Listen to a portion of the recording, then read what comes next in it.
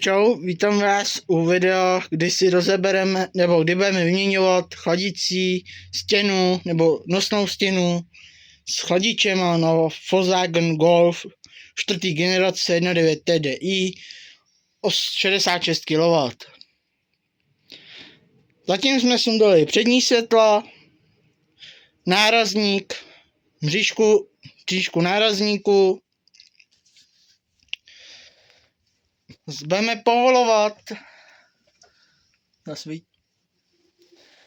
povolovat nosník a až bude sundaný nosník, ozvu se a budeme pokračovat dál a řeknu vám potom další postup. Zatím čau. Tak sundali jsme nosník a budeme na sundání chladičové stěny. S tím, že když sem dáte nosník, už vám moc nedrží chladičová stěna, neboli nosná stěna. Zasvítíme. Takže povolíte tady povolíte tenhle šroub. Svít. Povolíte tenhle šroub. Povolíte buď tady ze zajištění a vytáhne takhle hadice, anebo povolíte tady sponu hadic, to samý i dole, odpojíte konektory a celá chladičová nebo přední stěna jde dolů. S tím, že já ji měním kvůli tomu, že předchozí majitel jí prask. Já jsem to nevěděl, takže když jsem to zjistil, že mám tady náhradní z jednoho auta, že na tom lopata, hned sem dám, moment. Je buď totožná s Volkswagen Golf kombi, nebo Volkswagen Bora, buď sedan nebo kombi, to je jedno, jsou to totožný stěny, nikdo na to nic nehledejte, jsou to totožní stěny, plug and play, takzvaně. Vyndám, napojím zpátky hadice, vodu jsem si vypustil do kyblíku přes výpušťák. Předsedím, naliju zpátky do auta, až se vymění chladičová stěna. Plus uděláme si menší úpravu, která by se neměla dělat, nebo většina TDIčkářů ji neschvaluje, s tím, že si zaslepíme EGR, dáme tam EGR delete, i na turbo, na přírubu na turbo tu taky zaslepíme, co vede do EGRu, odvod spalin teda, a bude všechno. Máme sundanou chladičovou stěnu i s chladičem, s tím, že chladič je tady, je dobrý, takže o tom nám nastrojíme a budeme se fungovat. Tak, máme nainstalovaný EGR delete kit, na originálu, na turbu už je teda, tam bude vidět, ale je záslepka s těsněním, tady je taky nová gumička a daný zapřišrovaný na to, aby to neupadlo. Tak, dáme zpátky vedení svého vzduchu a s hruškou. Složíme zpátky chladičovou stěnu. Ve světlech se vymění žárovky. Že některý nesvítí, takže se mění žárovky. A nastrojí se čumák nebo přední část vozu zpátky, kromě nárazníku a mřížky. Mřížka s nárazníkem tamhle, za tou lopatou, se budou lakovat a ještě s příčkou se budou dávat zpátky. Bude se to lakovat. Blatníky trochu se ošmírglujou, láknou se taky trochu.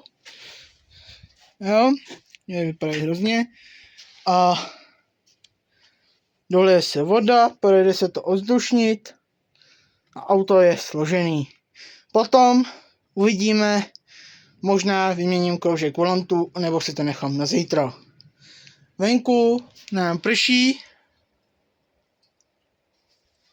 a je trošku zima, takže trochu mrznem, nemáme tu topení, není tu zavedená elektrika, sice jsou tu jističe, ale není tu elektrika.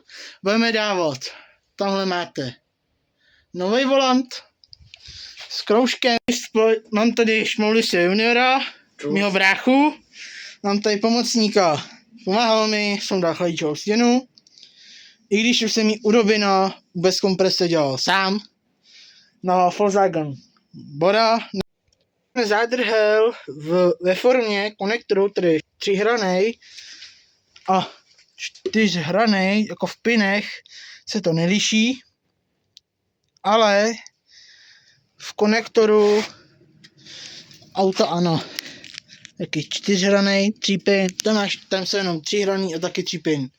Ale liší se to, jako nemuseli byste to rozebírat jako já, kdybyste měli přesně ten klíč na to, jenže jako punk ho nemám, takže jsem si rozebral chladičovku, dal jsem tam zpátky starý chladič, nadám tam ventilátory, složím, jde na auto a hotovo. Čau. Tak, omlouvám se, že to je širo, vybilo se mi světlo, a nahradím to. Chladičová stěna připevněná, ještě nejsou zapojený teda kabely, není to je vago, nebo spona na hadici není vole, ta voda, bolej tam je.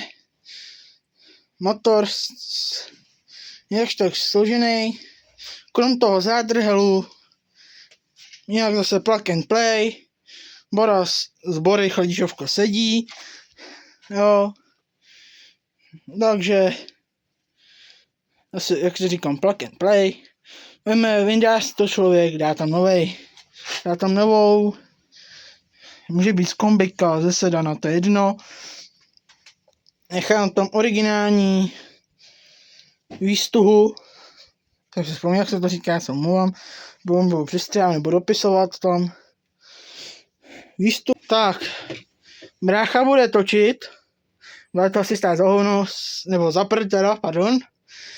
Já to jdu nastartovat, uvidíme, jak to čopne. Toč? Já jdu startovat.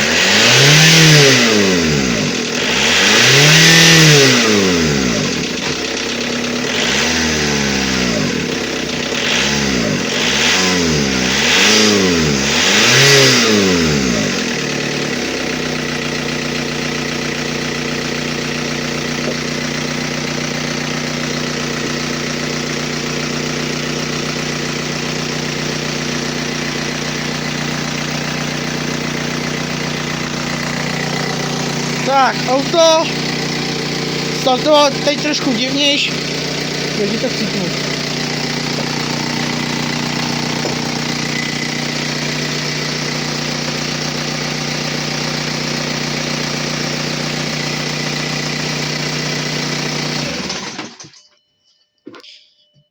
Tak, auto teď trochu startovalo divnější, protože padá mi nafta, musím vyměnit palivový filtr i s tím téčkem. Co teď udělám, teda zaslepím podstlaky. Omlouvám se za to, že jsem to tomu trochu dával, když je to studený. Ale jinak by to asi umřelo. Jak se mi ztratí tlak v palivu, nebo jak mi to ujde přes ten filtr, tak to ztratí vlastně tlak, není tam, spadne prostě mi nafta. Takže se to musí při startu trochu podržet. Nechtěl jsem to držet při startu úplně hned na poprvé, protože jsem myslel, že to čepne hned. Nečeplo to hned, ale běží krásně, je tam Egger Delete Kit, nefuní, je krásně, takže co nás teďka čeká, z pochodu spadla voda, trochu se budeme muset dolejt, můžeš ji dolejt. Když tak tam doliju trochu destilovaný a potom koupím chladičku, G12, je to stará dotačka. Baterka připojená, funkční.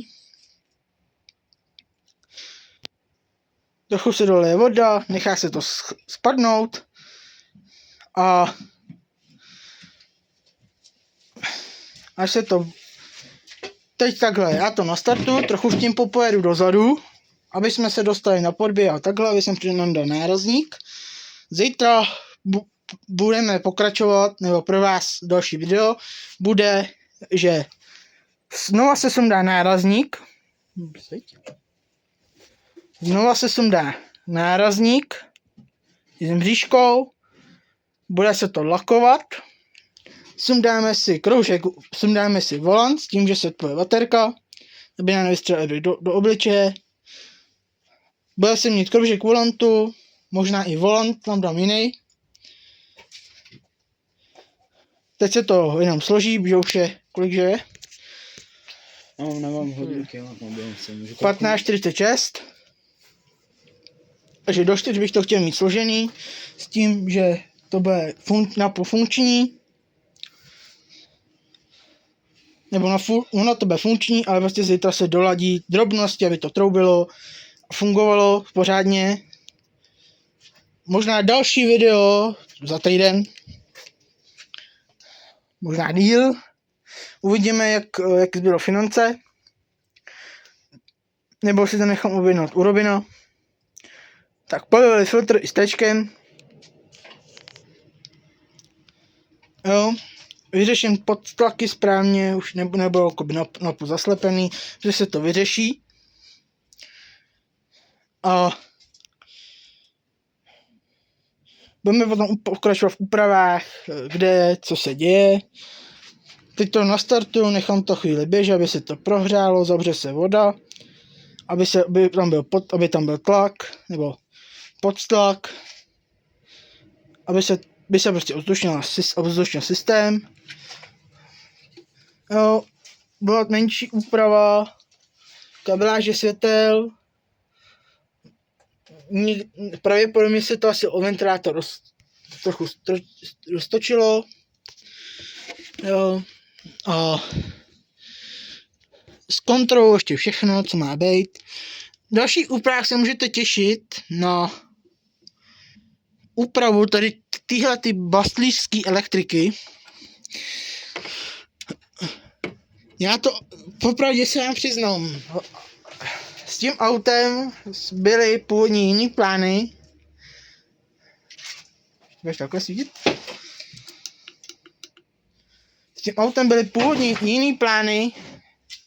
Mělo to dojezdit technickou. Takže jsem si myslel offroad, takové blbosti.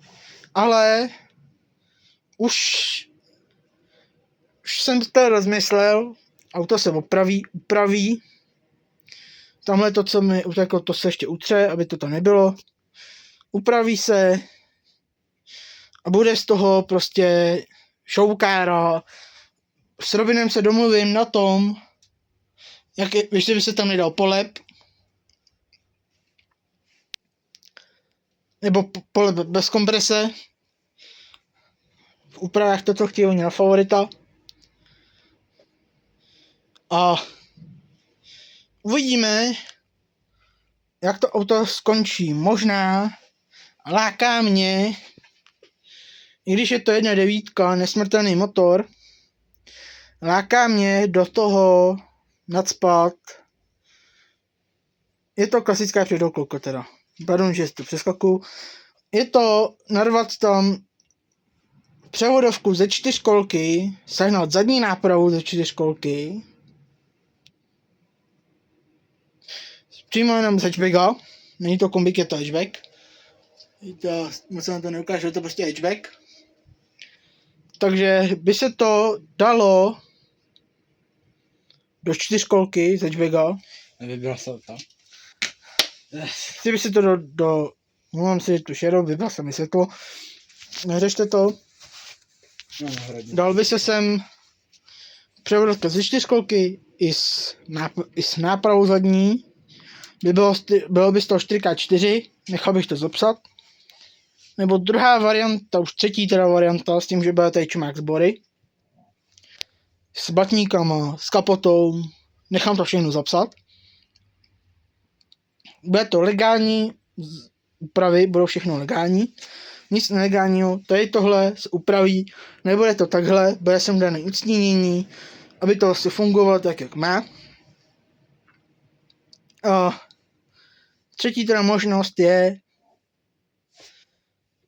dát sem 1.8 turbo a nechat to na 1.8 turbo, přestavit to, přidělat přestavbu. Až prostě by se to svaplo, nechalo by se to na značkách a nafťákal by se stal teda benzín s tím, že by se musel přijet nádrž a takové věci a byl by z toho prostě benzín. Jo?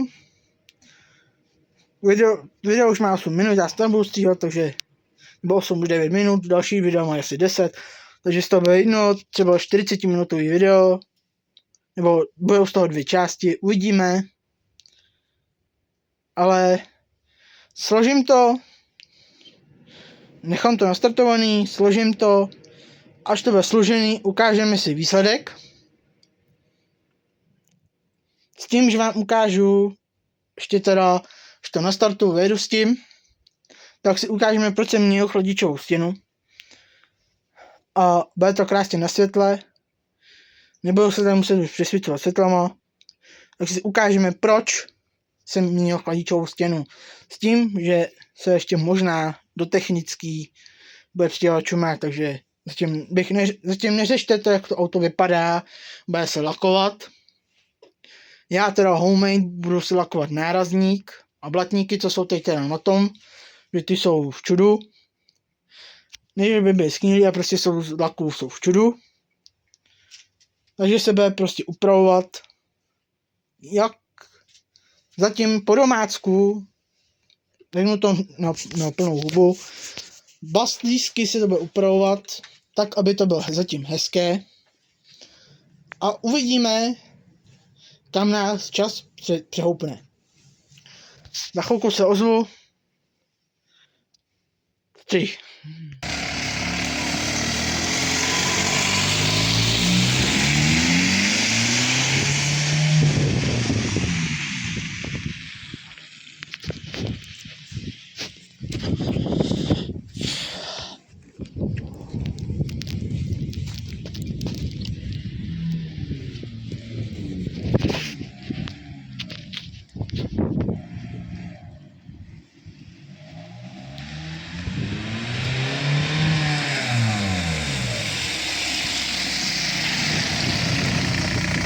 Tak. Nekoukejte na taky to špinavý, jak to nelíce nebo takhle. Auto je složený, projetý. Teď se ještě trochu si s tím projedu. Zkontrolujeme vodu. A je auto hotové. Nebo další den, pro vás to bude střih, Robin to tak udělá.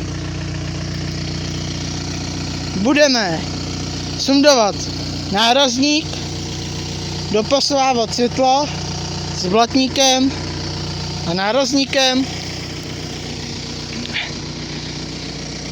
sundáme podběh a proběhne takový menší homemade nebo lakování nárazníků, blatníků, mřížky, aby tam tak nějak vypadalo trochu světu. Jo, je to špinavý, nevšimejte si toho, jsem tu v bahně. Tak. Pro dnešní den je to všechno. Auto funkční. Teď si s tím bude testovat, bude si tu zkoušet. A uvidíme se zítra, nebo pro vás to bude stih, pro mě zítra. Takže čau, nebo jak bych chtěl robit čego. A uvidíme se zítra.